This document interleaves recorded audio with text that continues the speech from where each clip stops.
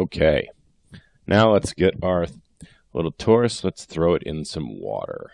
How are we going to do that? Well, first thing we're going to do is make things a little easier to see. Let's talk about just our wet torus. How about that? As a matter of fact, go ahead and forget about your dry torus. We're going to delete that puppy. Turn the lights off. All we see is this. Make sure our other stuff is off here. So let's take these lights. Let's put them up here, and let's actually make them light colored. I like to do that.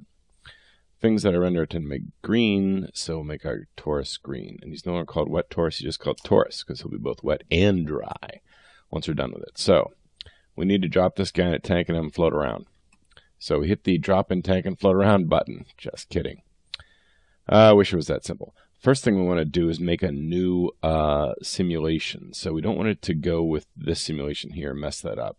So I'm not just going to hit the buttons at the top yet. First I'm going to go down here to this little inexplicable brain. And I don't know if you can see that, but there's a create new simulation tab on that. So you do that, and it'll create a new auto dot network that you have to go hunt around and try to find. This is going to be our fluid sim. So I'm going to call this torus fluid sim.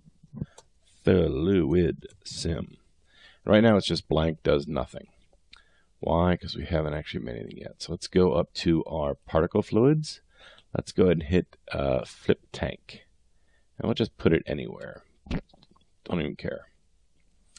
So the first thing is Houdini makes a bunch of things in random spots. So let's move them to where it makes sense.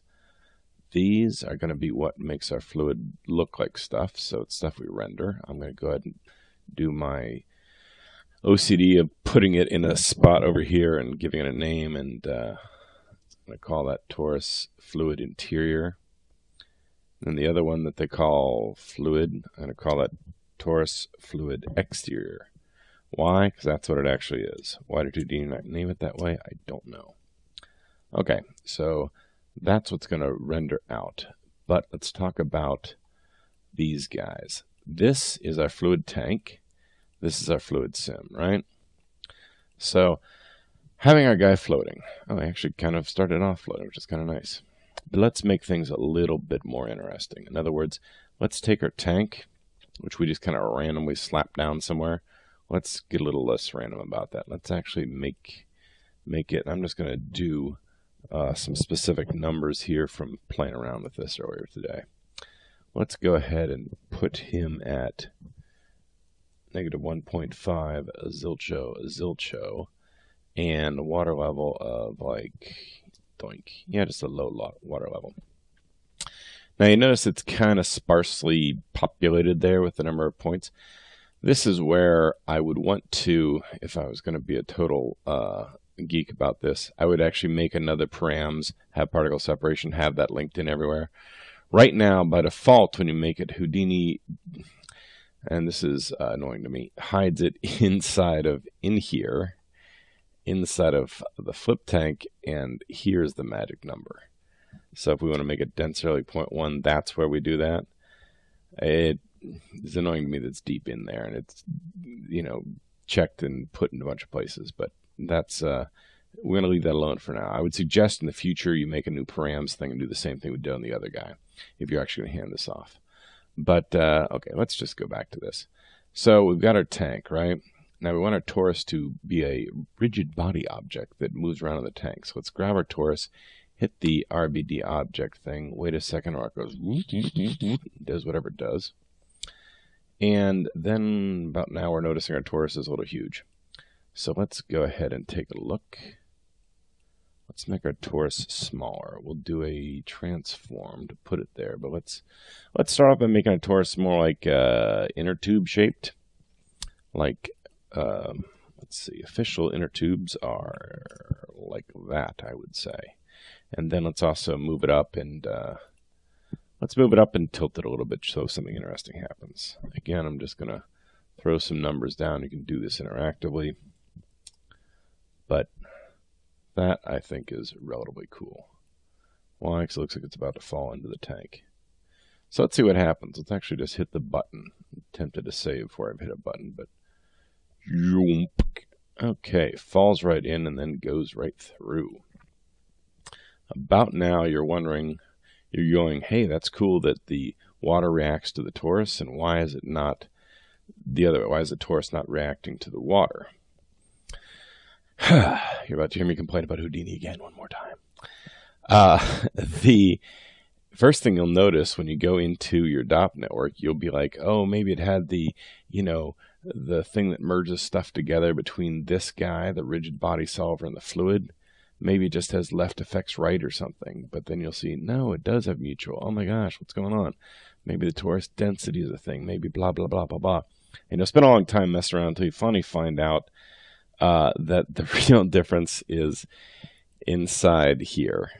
Inside of the solver, there's a little something called feedback scale. And it's not something you're going to find unless you go looking for it. But if you go into yoink volume motion, first place here, I'm on the flip solver, right? Flip solver, volume motion solver. Over here, this thing called feedback scale. By default, that's what you get. You change feedback scale up, beep, beep, beep, beep, beep. Let's make it like 5. And then all of a sudden, things are massively different. The stuff that's happening inside of here now does feedback onto the torus and make it do some different things. See how different that is? Why is that not some other number by default? It's 0 by default, which makes it just do that. And it takes everybody like a long time to find out. So let's make it 4, and let's go ahead and have the torus fall from a little higher height.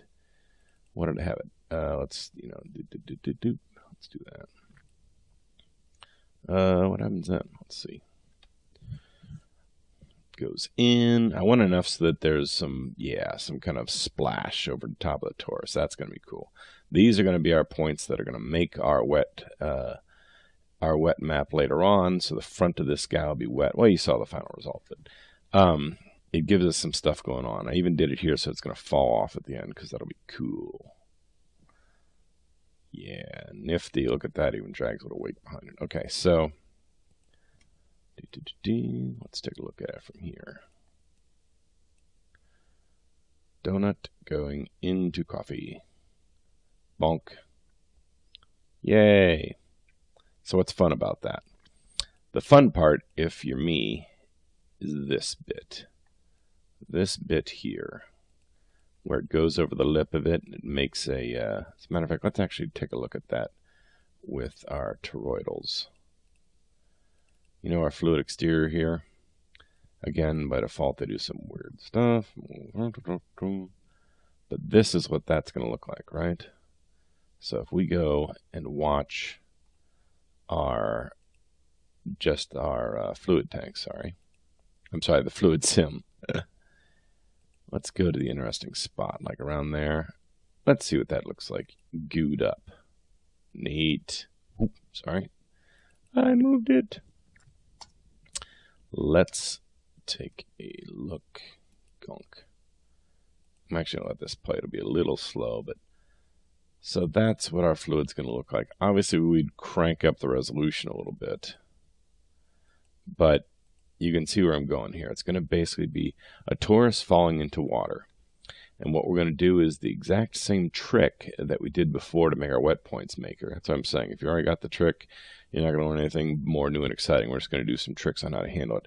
The only thing that will be different this time is we're going to consider this to be changing geometry. So our points that we scatter on it, they're going to have to move with it. And I'm going to do it in such a way that it actually would handle animating geometry in case this torus was also, going room, room, or changing or animating or something like that.